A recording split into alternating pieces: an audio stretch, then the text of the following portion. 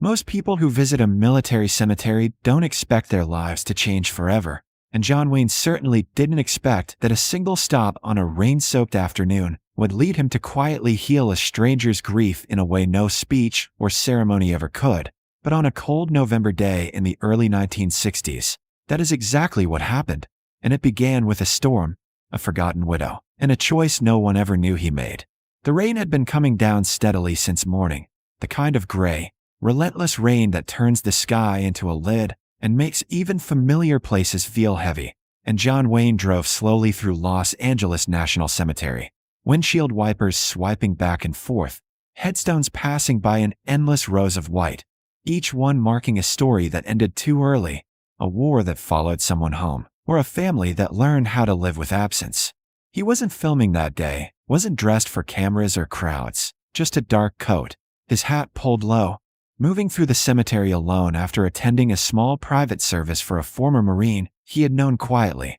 respectfully, the kind of funeral that ends with people drifting away one by one until only silence remains. Wayne had already reached the far end of the grounds and was preparing to turn toward the exit when something made him slow down, then stop altogether, not a sound or a voice, but the sight of a single figure kneeling in the rain several rows away from the path. No umbrella, no companion, no movement except the slight shaking of her shoulders, and as he watched from inside the car, he realized she wasn't arranging flowers or saying a prayer. She was crying, openly, uncontrollably, the kind of grief that doesn't care who sees it because there's no one left to hide it from. Wayne could have driven on, and most people would have, because grief is uncomfortable and private and none of our business. But he didn't, because something about the way she was alone out there, soaked through, hands pressed flat against the stone as if it were the only thing holding her upright, wouldn't let him go. So he shut off the engine, stepped out into the rain, and walked slowly across the wet grass, careful not to rush, careful not to startle her, stopping a respectful distance away, until she noticed him herself. She turned, startled at first, embarrassed, wiping her face with her sleeve as if apologizing for being seen, and Wayne spoke quietly, almost awkwardly, saying only that the rain was getting worse and that she should be careful. And for a moment she said nothing, just looked back at the headstone as if choosing whether to respond at all, then finally said, without looking at him, that her husband never believed in umbrellas, said if you're going to get wet, you might as well accept it. And there was no bitterness in her voice, just exhaustion. Wayne nodded, glanced down at the stone, read the name and the branch of service, a Marine, Korea, dates that told the rest of the story without needing details, and he took off his hat without thinking, standing there with rain darkening his coat, saying he was sorry in a way that wasn't practiced or performative,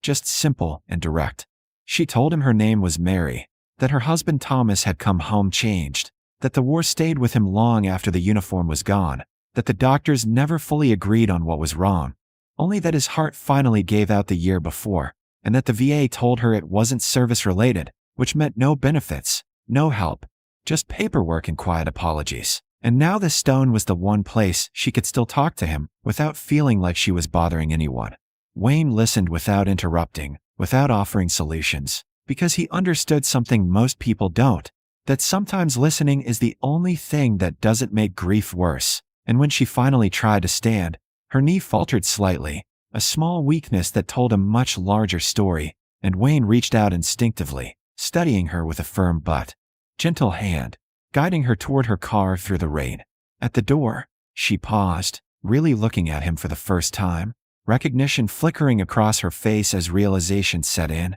and she started to say his name, but he stopped her with a small shake of his head, telling her that today, he was just another man visiting someone he missed, and she nodded, swallowing hard, thanking him not as a fan, but as a woman who had been seen when she thought she was invisible. Wayne tipped his hat, turned back toward his own car, and drove away, the rain closing in behind him, and Mary stood there for a moment longer before getting in, believing that was the end of it, that the encounter would become just another small, strange memory in a year filled with loss, never imagining that the quiet man who walked away that afternoon had already decided, without saying a word, that her grief would not be left to weather the storm alone. Mary Miller didn't think about the man from the cemetery again for several weeks, because grief has a way of consuming all available space, and her days were filled with small, exhausting tasks that never seemed to end, sorting through old paperwork, answering letters of condolence,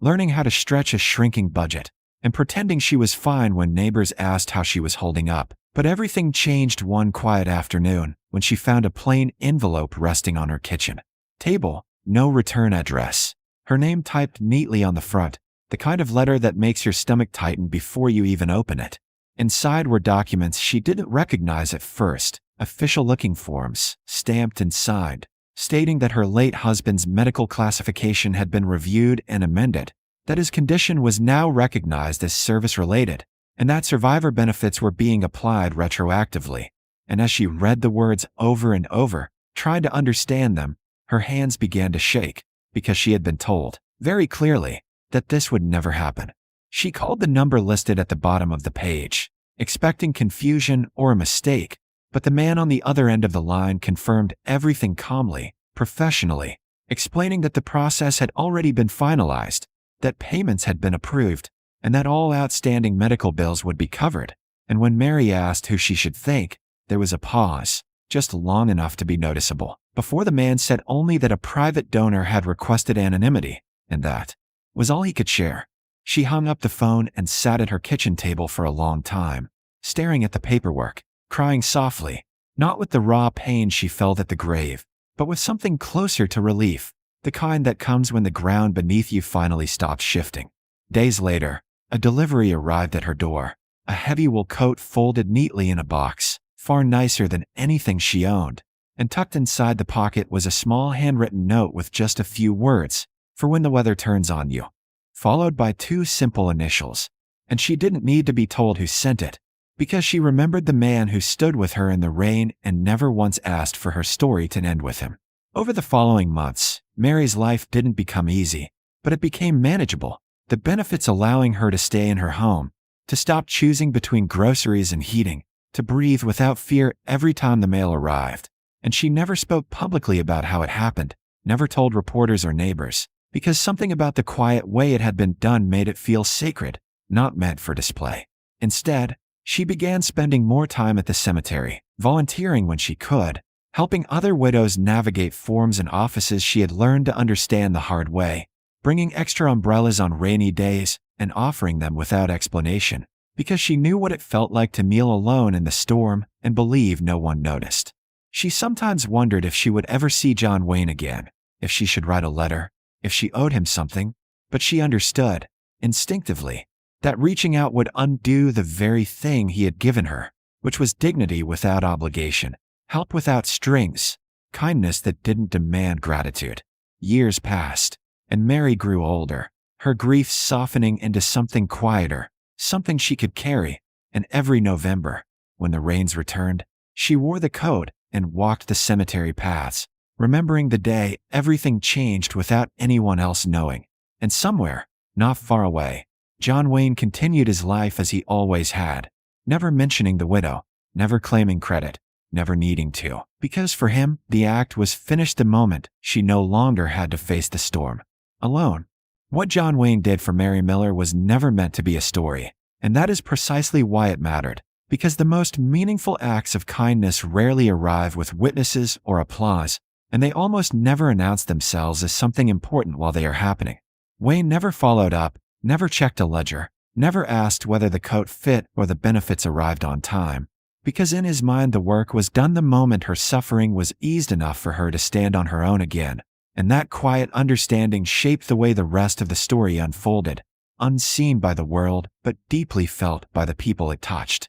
Mary went on living not a perfect life, but a stable one, and stability after loss is no small thing. It meant waking up without panic, opening the mailbox without dread, and sleeping through the night without calculating how many more months she could survive before something broke, and that alone changed the trajectory of her future. Over time, she became a familiar presence at the cemetery, a woman other visitors came to recognize not by name, but by demeanor, calm, patient, always willing to listen, always ready with a gentle word or practical advice, because grief, once survived, has a way of teaching you how to guide others through it. She never spoke about John Wayne, not because she forgot him, but because she understood that the gift he gave her was not just financial relief. It was permission to move forward without feeling indebted, and preserving that silence felt like honoring the spirit in which it was given. Meanwhile, Wayne continued on with his public life, films, interviews, appearances, awards,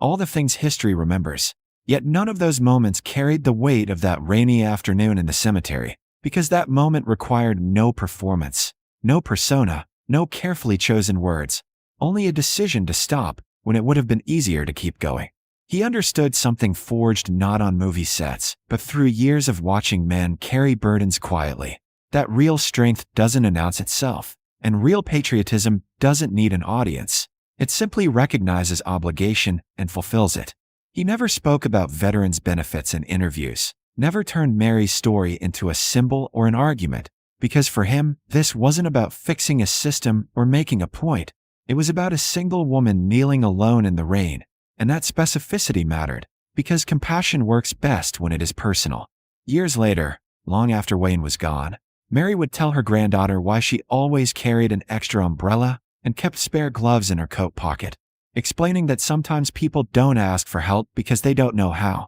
And sometimes the bravest thing you can do is offer without waiting to be invited, and the child would listen without fully understanding, only sensing that the lesson came from something lived rather than taught. Mary herself never stopped missing her husband, because loss doesn't disappear, it only changes shape. But she learned how to carry it without being crushed, and that made all the difference. And somewhere in that quiet exchange between a famous man and an unknown widow lies the reason this story endures, because it reminds us that history is not only shaped by speeches and battles and headlines, but by unrecorded moments when someone chooses to see another human being clearly and respond with action rather than sympathy alone. John Wayne didn't heal Mary's grief, because grief cannot be healed, but he removed the fear that surrounded it. And fear is often what turns sorrow into despair. And in doing so, he gave her back her footing, her dignity, and her future, without ever claiming ownership of the result. That is why no photograph exists of that day, no newspaper clipping, no quote attributed to him, because the act itself rejected recognition. And that is also why it still resonates, because in a world that often rewards visibility over substance, this story stands as a quiet rebuke, reminding us that the most honorable things are often done where no one is looking. Wayne once said in another context that courage is being scared to death and saddling up anyway. And perhaps that applies here too, because it takes a different kind of courage to step into someone else's pain without knowing where it will lead, to offer help without control, and to walk away without certainty that it will be remembered. And yet that is exactly what he did. Mary Miller lived the rest of her life not as a symbol or a beneficiary, but as a woman who learned that even in the hardest seasons, someone might notice, someone might stop, and someone might act, not because they have to, but because they choose to. And that knowledge alone can sustain a person through more storms than any umbrella ever could. In the end, this is not a story about a movie star or a widow or even a single act of generosity. It is a story about what happens when conscience interrupts routine, when empathy overrides convenience, and when help is offered quietly enough to preserve the pride of the person receiving it. And that may be the greatest lesson John Wayne left behind, not on film, but in a cemetery, in the rain, where no one was watching, and where doing the right thing was its own reward.